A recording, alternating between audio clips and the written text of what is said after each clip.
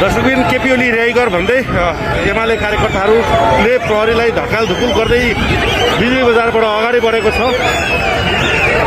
हेर्न सक्छौँ स्थिति तनावग्रस्त बनाएको छ। दर्शकबिन स्थिति निकै नै तनावग्रस्त छ। केपी ओली रिहाई गर भन्दै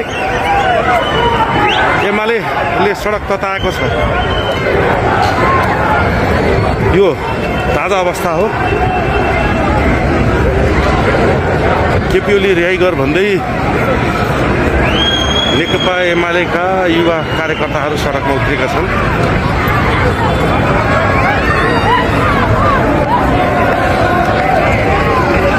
प्रहरीहरूलाई हमै बनाएर आएका छन्। त्यति धेरै कार्यकर्ता त छैनन्, 150 जना छन्। तर प्रहरी घेरा तोडेर अगाडि बढेको छ, बानेश्वरतर्फ अगाडि बढेको छ।